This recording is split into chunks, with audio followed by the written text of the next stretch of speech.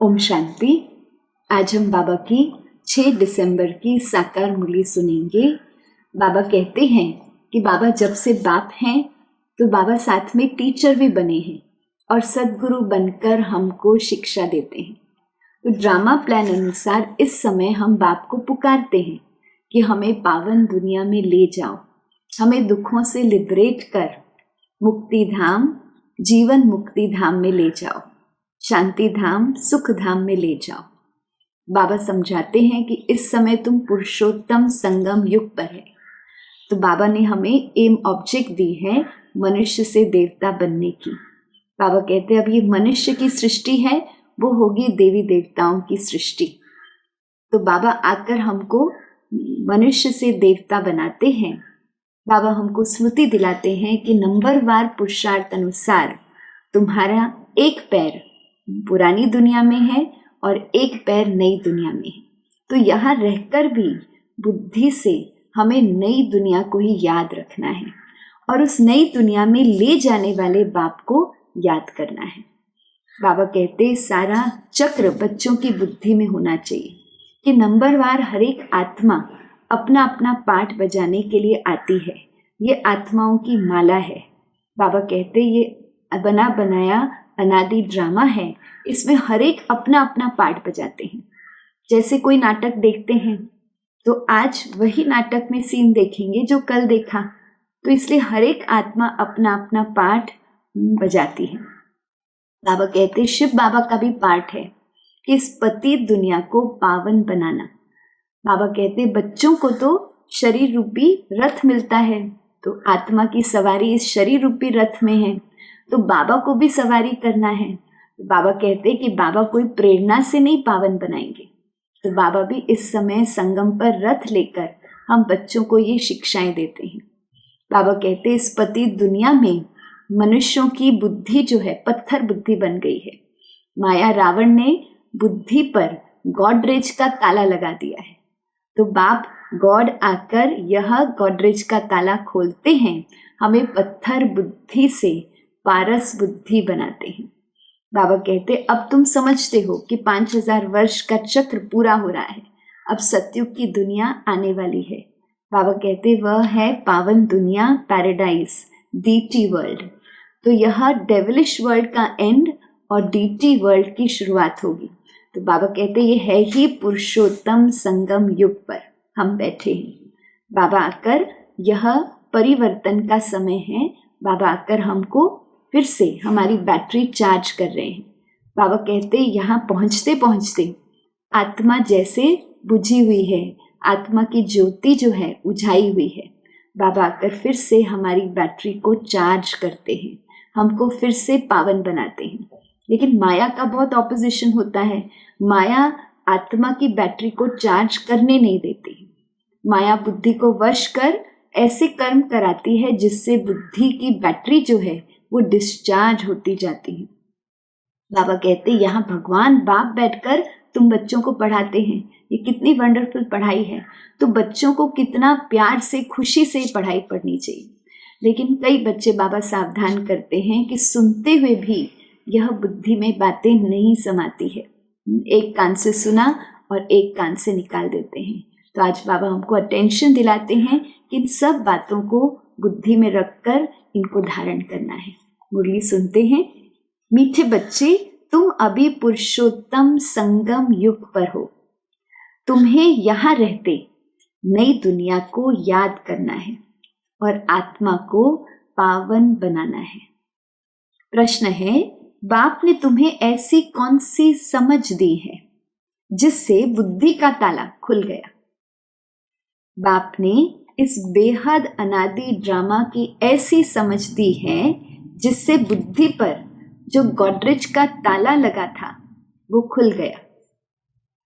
पत्थर बुद्धि से पारस बुद्धि बन गए। बाप ने समझ दी है कि इस ड्रामा में हर एक एक्टर का अपना अपना अनादि पार्ट है। जिसने कल पहले जितना पढ़ा है वह अभी भी पढ़ेंगे, पुरुषार्थ कर अपना वर्षा लेंगे। ओम शांति। रूहानी बच्चों प्रति रूहानी बाप बैठ सिखलाते हैं। जब से बाप बना है तब से ही टीचर भी है, तब से ही फिर सदगुरु के रूप में शिक्षा दे रहे हैं। यह तो बच्चे समझते ही हैं, जबकि वह बाप टीचर गुरु है तो छोटा बच्चा तो नहीं है। ऊंच ते ऊंच है, बड़े ते बड़ा है। बाप जानते हैं कि ये सब मेरे बच्चे हैं।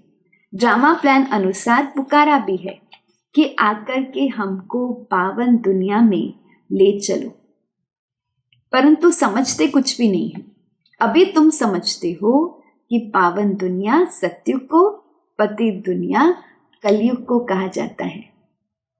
कहते भी हैं आकर के हमको रावण की जेल से लिबरेट कर, दुखों से छुड़ाकर अपने शांति धाम सुख धाम में ले चलो। नाम दोनों अच्छे हैं, मुक्ति जीवन मुक्ति व शांति धाम सुख धाम। सिवाय तुम बच्चों के और कोई के बुद्धि में नहीं है कि शांति धाम कहाँ और सुख धाम कहाँ होता है। बिल्कुल ही बेसमझ है। तुम्हारी एम ऑब्जेक्ट ही है समझदार बनने की। बेसमझों के लिए एम ऑब्जेक्ट होती है ऐसा समझदार बनना है। सभी को सिखलाना है कि ये है एम ऑब्जेक्ट, मनुष्य से देवता बनना। यह है ही मनुष्यों की सृष्टि और वह है देवताओं की सृष्टि। सत्युग में है देवताओं की सृष्टि, तो जरूर मनुष्यों की सृष्टि कलयुग में होगी। अब मनुष्य से देवता बनना है तो जरूर पुरुषोत्तम संगम युग ही होगा। वह है देवताएं और ये है मनुष्य। देवताएं हैं समझदार, बाप ने ऐसा समझदार बनाया है। बाप जो विश्व का मालिक है, भल मालिक बनता नहीं है परंतु गाया तो जाता है। बेहद का बाप बेहद का सुख देने वाला है। बेहद का सुख होता ही है नई दुनिया में और बेहद का दुख होता है पुरानी दुनिया में। देवताओं के चित्र भी तुम्हारे सामने हैं, उन्हों का गायन भी है। आजकल तो 5 भूतों की भी पूजा करते रहते हैं। अभी बाप तुमको समझाते हैं, तुम हो पुरुषोत्तम संगम युग पर। तुम्हारे में भी नंबरवार पुरुषार्थ अनुसार जानते हैं। हमारी एक टांग स्वर्ग में है, एक टांग नर्क में है। रहते तो यहाँ है परंतु बुद्धि नई दुनिया में है और जो नई दुनिया में ले जाते हैं उनको याद करना है। बाप की याद से ही तुम पवित्र बनते हो। यह शिव बाबा बैठ समझाते हैं। शिव जयंती मनाते तो जरूर हैं, परंतु शिव बाबा कब आया, क्या आकर किया, यह कुछ भी पता नहीं है। शिवरात्रि मनाते हैं और श्री कृष्ण की जयंती मनाते हैं, तो वही अक्षर जो श्री कृष्ण के लिए कहते हैं वह शिव बाबा के लिए नहीं कहेंगे, इसलिए उनकी फिर शिवरात्रि कहते हैं। अर्थ कुछ भी नहीं समझते। तुम बच्चों को अर्थ समझाया जाता है। अथाह दुख है कलयुग के अंत में, फिर अथाह सुख होते हैं सतयुग में। तो तुम बच्चों को अभी यह ज्ञान मिला है। तुम आदि मध्य अंत को जानते हो। जिन्होंने कल पहले पढ़ा है वही अब पढ़ेंगे। जिसने जो पुरुषार्थ किया होगा वही करने लगेंगे और ऐसा ही पद भी पाएंगे। तुम्हारी बुद्धि में पूरा चक्र है। तुम ही ऊंच से ऊंच पद पाते हो, फिर तुम उतरते भी ऐसे हो। बाप ने समझाया है कि यह जो मनुष्यों की आत्माएं हैं ये माला है, सब नंबरवार आती हैं। हर एक एक्टर को अपना अपना पार्ट मिला हुआ है। किस समय किसको क्या पार्ट बजाना है, यह अनादि बना बनाया ड्रामा है जो बाप बैठकर समझाते हैं। अब जो तुमको बाप समझाते हैं वह अपने भाइयों को समझाना है।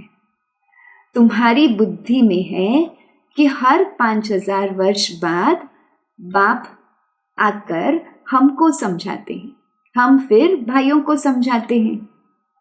भाई भाई आत्मा के संबंध में है। बाप कहते हैं इस समय तुम अपने को अशरीरी आत्मा समझो। आत्मा को ही अपने बाप को याद करना है पावन बनने के लिए। आत्मा पवित्र बनती है तो फिर शरीर भी पवित्र मिलता है। आत्मा अपवित्र है तो जेवर भी अपवित्र है। नंबरवार तो होते ही है ना। फीचर्स, एक्टिविटी एक न मिले दूसरे से। नंबरवार सब अपना अपना पार्ट बजाते हैं, फर्क नहीं पड़ सकता है। नाटक में वही सीन देखेंगे जो कल देखी होगी, वही रिपीट होगा ना। यह फिर बेहद का और कल का ड्रामा है। कल तुमको समझाया था, तुमने राजाई ली थी, फिर राजाई गंवाई। आज फिर समझा रहे हैं राजाई पाने के लिए। आज भारत पुराना नर्क है और कल नया स्वर्ग होगा। तुम्हारी बुद्धि में है अभी हम नई दुनिया में जा रहे हैं, श्रीमत पर श्रेष्ठ बन रहे हैं। श्रेष्ठ जरूर, श्रेष्ठ सृष्टि पर रहेंगे। यह लक्ष्मी नारायण श्रेष्ठ है ना, तो श्रेष्ठ स्वर्ग में ही रहते हैं। जो भ्रष्ट है वह नरक में रहते हैं। तो यह राज तुम अभी समझते हो। यह बेहद के ड्रामा को जब कोई अच्छी रीति समझे तब बुद्धि में बैठे। शिवरात्रि भी मनाते हैं परंतु जानते कुछ भी नहीं है। तो अब तुम बच्चों को रिफ्रेश करना होता है, फिर तुम औरों को भी रिफ्रेश करते हो। अभी तुमको ज्ञान मिल रहा है, फिर सदगति को पालेंगे। बाप कहते हैं मैं स्वर्ग में नहीं आता हूं, मेरा पाठ ही है पति दुनिया को बदल पावन दुनिया बनाना। वहां तुम्हारे पास कारून का खजाना होता है, यहां तो कंगाल है, इसलिए बाप को बुलाते हैं आकर के बेहद का वर्षा दो। कल कल बेहद का वर्षा मिलता है, फिर कंगाल भी हो जाते हैं। चित्रों पर समझाओ तब समझ सके। पहले नंबर में लक्ष्मी नारायण, फिर 84 जन्म लेते मनुष्य बन गए। यह ज्ञान अभी तुम बच्चों को मिला है। तुम जानते हो आज से 5000 वर्ष पहले आदि सनातन देवी देवता धर्म था, जिसको वैकुंठ, पैराडाइज, डीटी वर्ल्ड भी कहते हैं। अभी तो नहीं कहेंगे, अभी तो है डेविलिश वर्ल्ड। तो यह डेविल वर्ल्ड की एंड और डीटी वर्ल्ड की आदि, तो अब है संगम। यह बातें अभी तुम समझते हो और कोई के मुख से तो सुन न सको। बाप ही आकर इनका मुख लेते हैं, ब्रह्मा मुख लेते हैं। मुख किसका लेंगे समझते ही नहीं है। बाप की सवारी किस पर होगी? जैसे तुम्हारी आत्मा को इस शरीर पर सवारी है ना, तो शिव बाबा को अपनी सवारी तो है नहीं, तो उनको मुख तो जरूर चाहिए, नहीं तो राजयोग कैसे सिखाएं? प्रेरणा से तो नहीं सीखेंगे। यह सब बातें दिल में नोट करनी है। परमात्मा की भी बुद्धि में यह सारी नॉलेज है ना, तुम्हारी भी बुद्धि में यह बैठना चाहिए। यह नॉलेज बुद्धि में धारण करनी है। कहा ही जाता है तुम्हारी बुद्धि ठीक है ना। बुद्धि आत्मा में रहती है, आत्मा ही बुद्धि से समझ रही है। तुम्हारी पत्थर बुद्धि किसने बनाई? अभी समझते हो कि रावण ने हमारी बुद्धि क्या से क्या बना दी। कल तुम ड्रामा को नहीं जानते थे, बुद्धि पर एकदम गॉडरेज का ताला लगा हुआ था। गॉड अक्षर तो आता है ना। बाप जो बुद्धि देते हैं वह बदलकर पत्थर बुद्धि हो जाती है। फिर बाप आकर ताला खोलते हैं। सतयुग में है पारस बुद्धि। बाप आकर सबका कल्याण करते हैं। नंबरवार सबकी बुद्धि खुलती है। फिर एक दो के पीछे आते रहते हैं। ऊपर में तो कोई रह न सके, पतित वहां रह न सके। बाप पावन बनाकर फिर पावन दुनिया में ले जाते हैं। वहां सब पावन आत्माएं रहती है।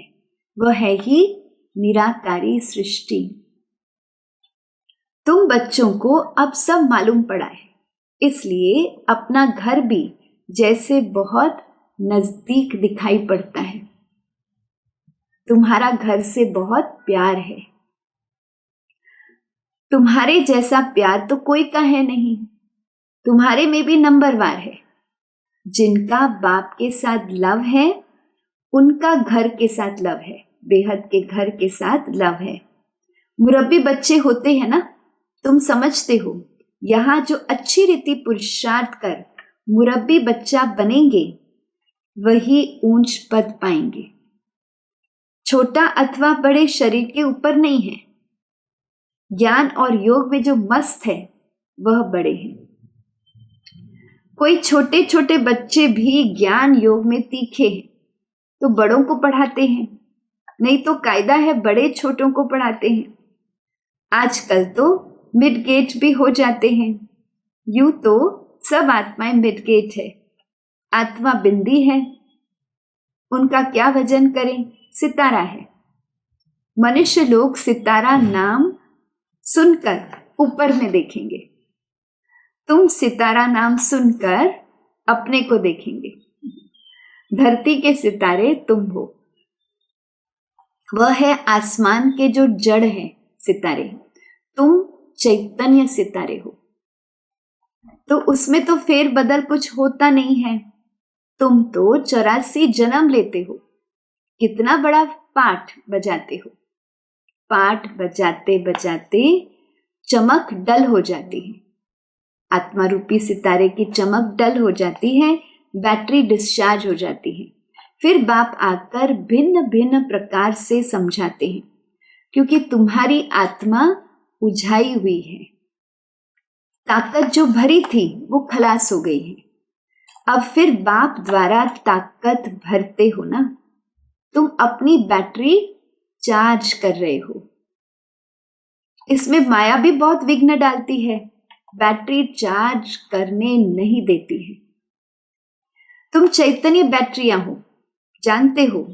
बाप के साथ योग लगाने से हम सतो प्रधान बनेंगे। अभी तमो प्रधान बने हैं। उस हद की पढ़ाई और इस बेहद की पढ़ाई में बहुत फर्क है। कैसे नंबरवार सब आत्माएं ऊपर से ऊपर जाती हैं, फिर अपने समय पर पाठ बजाने आना है। सबको अपना अविनाशी पाठ मिला हुआ है। तुमने यह 84 का पाठ कितनी बारी बजाया होगा? तुम्हारी बैटरी कितनी बार चार्ज और डिस्चार्ज हुई है? जब जानते हो हमारी बैटरी डिस्चार्ज है तो फिर चार्ज करने में देरी क्यों करनी चाहिए? परंतु माया बैटरी चार्ज करने नहीं देती है। माया बैटरी चार्ज करना तुमको भुला देती है। बाबा की याद भुला देती है। घड़ी घड़ी बैटरी डिस्चार्ज करा देती है। कोशिश करते हो बाबा को याद करने की, परंतु कर नहीं सकते हो। तुम्हारे में जो बैटरी चार्ज कर सतो प्रधान तक नजदीक आते हैं, उनसे भी कभी कभी माया गफलत कराए बैटरी डिस्चार्ज करा देती है। यह पिछाड़ी तक होता रहेगा। फिर जब लड़ाई का अंत होता है तो सब खत्म हो जाते हैं। फिर जिसकी जितनी बैटरी चार्ज हुई होगी उस अनुसार पद पाएंगे। सभी आत्माएं बाबा के बच्चे हैं, बाप ही आकर सबकी बैटरी चार्ज कराते हैं। खेल कैसा वंडरफुल बना हुआ है। बाप के साथ योग लगाने से घड़ी घड़ी हट जाते हैं, फिर कितना नुकसान होता है। न हटें उसके लिए पुरुषार्थ कराया जाता है। बाबा के साथ हमारी बुद्धि लगी रहे, न हटे उसके लिए पुरुषार्थ कराया जाता है। पुरुषार्थ करते करते जब समाप्ति होती है, फिर नंबरवार पुरुषार्थ अनुसार तुम्हारा पाठ पूरा होता है। जैसे कल्प कल्प होता है, आत्माओं की माला बनती रहती है। तुम बच्चे जानते हो, रुद्राक्ष की भी माला है, विष्णु की भी माला है। पहले नंबर में तो उनकी माला रखेंगे ना। बाप दैवी दुनिया रचते हैं ना। जैसे रुद्र माला है वैसे रुंड माला है। ब्राह्मणों की माला अभी नहीं बन सकेगी, बदली सदली होती रहेगी। फाइनल तब होंगे जब रुद्र माला बनेगी।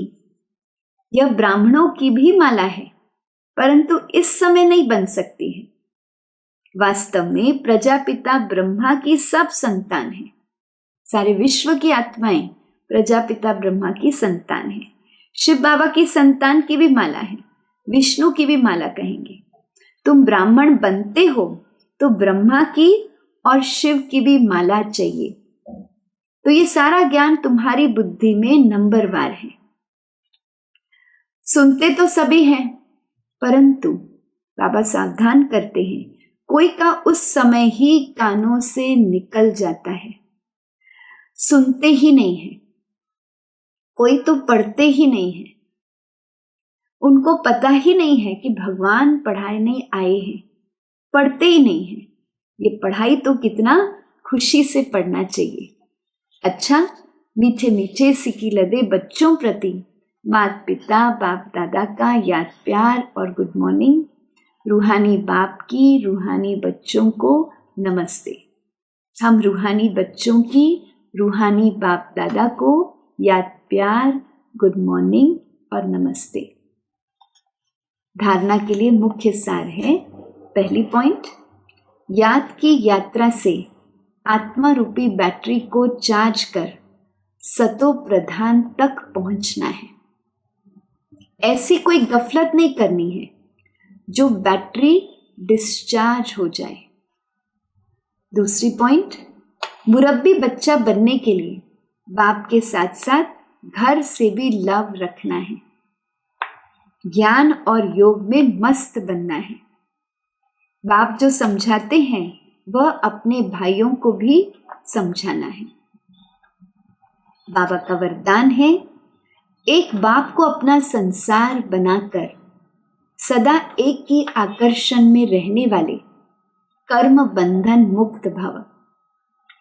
एक बाप को अपना संसार बनाकर सदा एक की आकर्षण में रहने वाले कर्म बंधन मुक्त भव।